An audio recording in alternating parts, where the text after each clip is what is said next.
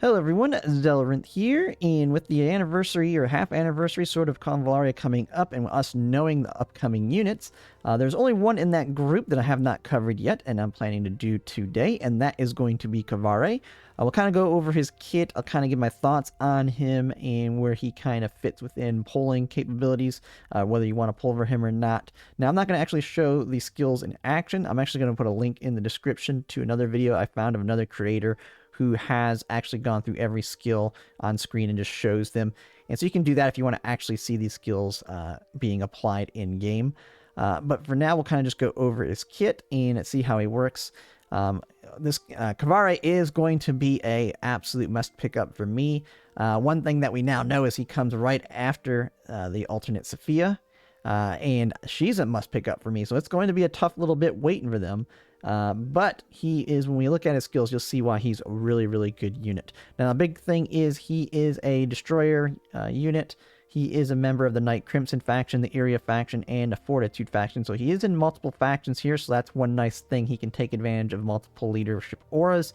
The Knight Crimson and Aurea, and it seems like Aurea's got some of the best ones in the game, as we'll see with other future units as well. We have the big power creep coming up with the alternate Inanna coming, and she can buff multiple factions with her auras, which is what we're starting to see. So we'll kind of have to see how that works with characters like him that are in multiple factions, potentially being buffed by multiple units. But let's go ahead and take a look at his trait. So I have him set to 1 star here. This is also another website different than a CN site. It looks to be new since I've last done a video, because I didn't find this one last when searching, but it definitely has better translations than CN does, so it makes it a little bit easier to understand what he does. So when we go ahead and look at it at 1 star on his trait, HP and magic attack are increased by 3%, nothing crazy there. But there's an additional skill that he has. So this is a skill on top of the skills that you'll assign him called roster. So this one is a debuff that he can apply to the enemy at the start of turn. And at the start of that turn, it inflicts 2 random 2-level debuffs on that target for 2 turns.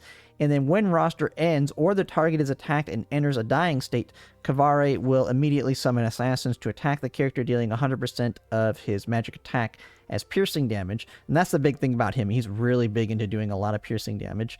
And then he removes roster, and this effect cannot be dispelled or immunized. Big thing with that is he removes it when he does that attack, when they get put into that dying state or that, and that kind of goes into further into his trait here, which after he inflicts roster and life loss with his trait, which life loss is just basically a dot that is equal to 30% of his magic attack on the enemies, and that lasts for 3 turns. But it can only be used 1 time per round, but it is an instant skill, and you can do it every round, which is really nice. But when it is removed, so when roster is removed, it increases his attack and defense by 5%, which can be up to a max of 20%. So, and this is something that's permanent. It lasts to the end of battle, and you can't have it removed or from the enemy, so they can't remove it from him. So it's just basically permanent stats as the fight goes on. And then at the end of turn, cast the roster skill on the closest enemy without roster within 5 tiles around the character. So that skill is going to be getting attached to a lot of enemies within the game. And after that, we can go ahead and now take a look at he has his just standard basic attack. He does have a range to it, which is nice. That's magical damage on that. And then his default skill here is a piercing damage. It deals 100% of his magic attack as life loss, and inflicts, oops, I did not mean to click it there. But then it inflicts move down 1 and speed down 2. So those are 2 nice little skills there to kind of slow down the enemy and reduce their movement. If the target has roster on them already, it dispels all of their buffs before attacking, and additionally it deals damage equal to 100% of the character's magic attack. The duration of life loss for the skill is reduced by 1 turn, so that's a DOT attack, so it makes it where it can hit the dot can apply much quicker. Now you'll see in some other skills down the line, he has something, if you played sort of, or Honkai Star, where Kafka can immediately blow up dots, he has something similar to that in his kit too, so he'll be really good with dot units as well. So an overall good starting skill for him. And then we get into his rank 1 skills here, and he has a lot of good skills in his ranks. It's kind of hard to tell which ones I would prefer over the others on some of these, but some of them are quite broken. So this first one here is a Will of Victory. It's a support instant, grants potential burst, which increases attack by 20% and defense by 40%, and grants the attribute debuff. Well, you can't have a debuff applied to you, so it's a nice buff to whoever he puts it on. And that target to that target for 2 turns. After casting, the skill switches to Flaming Winds. So this is basically one of those switching skills. And so it switches to Flaming Winds, and what Flaming Winds is a skill that deals 60% fire AoE damage to all enemies within a cross-shape range of 1 tile around the target, and inflicts 2 stacks of ignition to them for 2 turns. After casting the skill, switches to Fortune of AI, or Fortune of All. And so an overall nice skill here that kind of switches back through a bunch of skills. And so you have type here, it says Kvare's collection. And this actually I think shows all of them. So cycles through the following skills on each cast 1 time. All skills can be used 1 time per battle. Will of Victory is that first one we've seen. Flaming Wind, which is that fire one.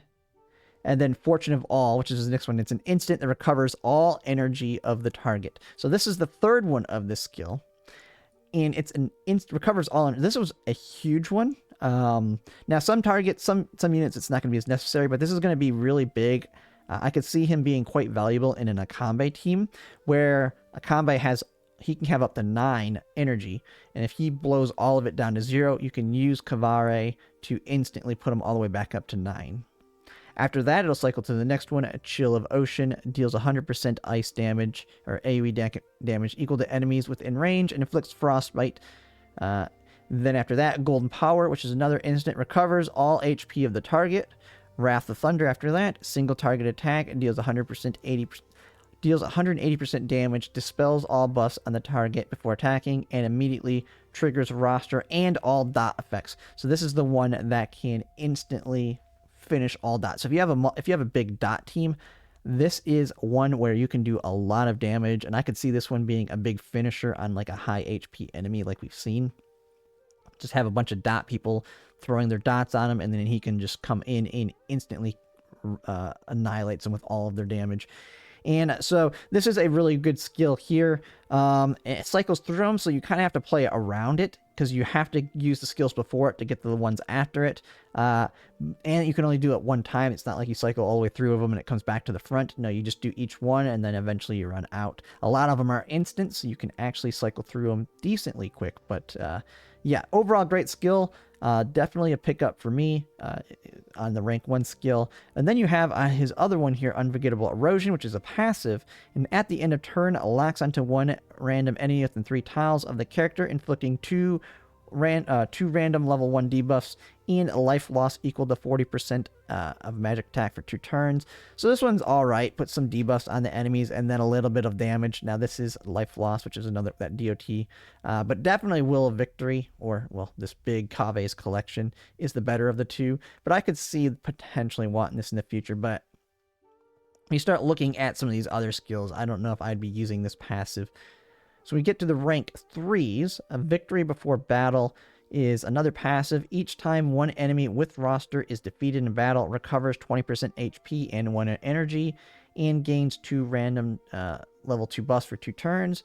A decent little buff there. You're going to have roster on a lot of enemies. They're going to be dying, so it's a quick way to heal him up, as well as getting him some energy and some buffs.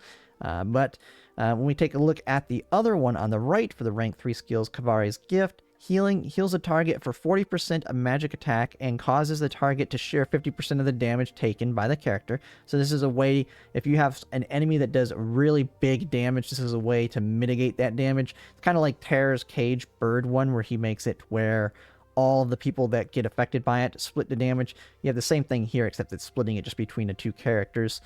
And this cannot be dispelled or made immune if the target is an enemy. So this is one, it has a heal on it. If the target is an enemy, it will stun that enemy for 1 turn. If they're an ally, it gains attack 2, damage 2, and damage reduction 2 for 2 turns.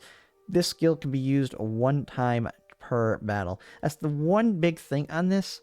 To me, it feels very situational because it's a 1-time deal. I know it's going to have its use, but just the only being able to use it once kind of makes it not as useful to me. I'd have to see on this one. I mean, it's a really good skill. It's just that one time that really kind of throws it off. So probably better for your shorter battles. But we'll kind of have to see with that one. So both of these are kind of not as good to me. But we'll go ahead and look at the other ones. The reaction skills here. We have entrapping. When hit by an active attack, the damage taken is decreased by 8%. Steals two random attribute buffs from the target. So this is a nice one for if he's going to be out in front getting hit. He can steal buffs from the enemies. But then you have the one on the right, reaction after being hit by an AoE attack. So an AoE attack grants all allies within 2 tiles of the character a shield corresponding to the damage type. The shield value is equal to 30% of the caster's HP, lasting for 2 turns. The shield of each type can be triggered 1 time per battle, and then when the character has a shield, damage taken is reduced by 10%. I really like this one, but it's another one of those can be triggered 1 time per turn, so it's a lot more situational versus this one where if he's out there taking the damage, just kind of based on how you're going to be using him. I think both of them have their uses, but I don't think I like either one. I like the uniqueness of Sanctuary Emblem. Like, we have similar ones to this, so I'd probably take the one on the right just because it's more unique, and I can see it having a lot more use in situations because there seems to be a lot more AoE now anyway. So it's a nice little buff to all of your team members rather than just for him. Okay, and then when we take a look at the level 7 rank skills, we have the one on the left, Arcane Toxins, a single target attack that deals 100% damage before attacking, inflicts 3 level 2 attribute debuffs on the target for 2 turns. So just a nice, throw a bunch of debuffs on them, does good damage. It's an alright skill there. I believe this is one we already have on a lot of characters. This is one of the skills that we used, one of the SRs in the beginning for, if I remember correctly, when fighting bosses, just to be able to get a bunch of debuffs on them. And the biggest ones was like reducing their defense and magic defense. So nice little skill there. And then we have a Dark Withering. Magical damage inflicts life loss. So this is another one of the dot ones, equal to 50% of the magic attack to all enemies within 2 tiles, and inflicts down healing received, lasts for 2 turns. So getting dots on him. I really like that he is centered around the piercing damage type things. So that one I would say is going to be the higher priority skill over this one over here. But I think they'll both have their situations. But I'm wanting him for damage dealing. So the one on the right is going to probably be the better one here. So when it comes to the basic attacks, you got the one on the left, deals 80% magic damage and puts 1 stack of infection on the target. And infection is a dot. So another good one there. And the one on the right is silencing attack, 80%, which inflicts minus or unable to do active skills on injured targets before attacking. Very situational. I like the one with the dot because he is all about dots. And if he's going to be doing a basic attack, you might as well have it putting a dot on the enemy. And then you have the last ones here. This is the moment for Rain, which is his ultimate. It's a piercing damage that deals 40% magic attack as piercing damage to all enemies within 6 tiles of him, and triggering and removing all dot effects on the target. So this is another way that he can trigger all dot effects on everything around him. And if the target has roster, additionally inflicts piercing vulnerable to. They can't do reaction skills, they can't do passive, they lose their passive skills, and then isolate for 2 turns. And isolate is a debuff that the character becomes immune to allies' aura effects. Not that big of a deal on this one when it comes to enemies. I don't really notice that too much. I mean, I guess it does apply to an extent. So nice one there. And then trigger and removes roster on all the targets before attacking. So this is also a great way for triggering his last part of his trait up here, with that 5 to 20% increase in attack and defense. And actually, I kind of forgot. We'll go at the end. We'll look at what he has at 5 stars. I forgot to go through all of his traits, but it's a nice way to trigger all the rosters there to give him that permanent buff in the battle. And then the one on the right, Wither. This skill, this is the moment of Rain, no longer triggers and removes dot effects. So this one actually works alongside this one. So you're going to want both of these. but increases damage by 100% when actively dealing damage with non-instant skill. Additionally inflicts 60% magic attack as life loss on the target for 1 turn. So when it comes to this is like the first time I think where you want both rank 1 skills. I mean, the one on the right applies to the one on the left. So both of these are going to be really good. And this is going to make this do just massive damage. It's not like losing that ability of the trigger dots reduces damage, because the dots are still going to apply. But it just increases damage overall and gives more piercing damage. And it's just overall a good passive. Now, when it comes to his trait that I forgot to mention, if you take it all the way to 5 stars, and he is going to be a unit that he has some additional parts to that. Let me see here. So this part where it says that one skill here can be used up to 1 time per round. Once you get him to, is it the 5th one? Yeah. When you get it to 5 stars, it brings it to can be used up to 2 times per round. So his 5-star is really, really big. And then it also refunds the consumed energy the first time each turn when using the skill roster. So absolutely great there. And then the tiles are increased, I believe. Oh, no, it's not. That's my mistake there. But yeah, I should have looked at this in the beginning. But just the big part is getting the 5 stars is that being able to use it 2 times per round. So he is a unit you do want to get to 5 stars for that reason. And being one of the newer units, he does have a signature weapon. And you... with what we've seen, it's going to take 50 pulls to guarantee the signature weapon if you want to target a signature weapon. It's not completely necessary on him, but I do like what his has in it. If I can go ahead and find it here. I believe it's staff, and then it's legendary. Yeah, it's Nightmare Puppet. And so this one is increases magic attack and HP by 4%, so just more damage for him. After dealing damage, inflicts 1 level 1 debuff to the target. So basically, whenever he's doing damage to anybody, he's putting debuffs. So just massive debuffs, even if it's level 1, always good there. If using a debuff skill, which he has like nothing but debuff skills within his kit, the effect changes to level 2 debuffs.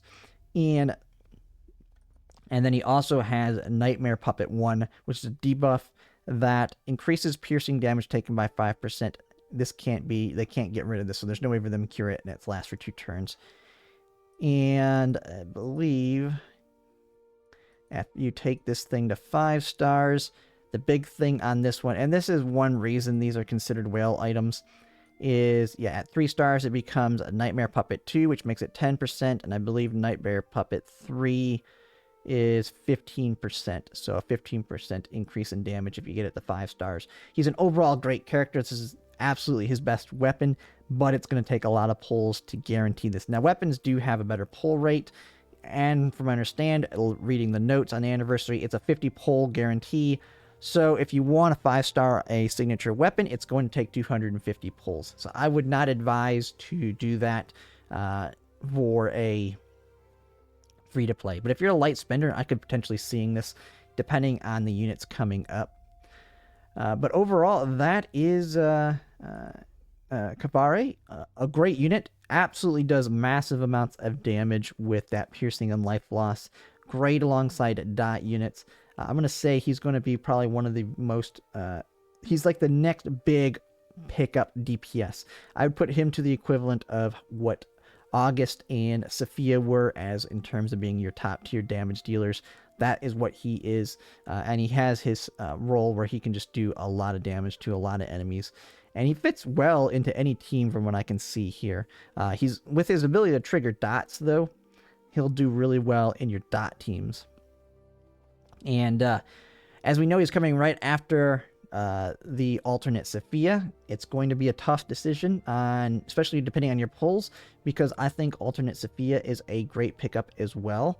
But in terms of priority, I would actually say he's more important, simply because alternate Sophia, while good, we already have a lot of other good supports that hopefully you've already got. And so we can always get alternate Sophia down the line at a different point in time.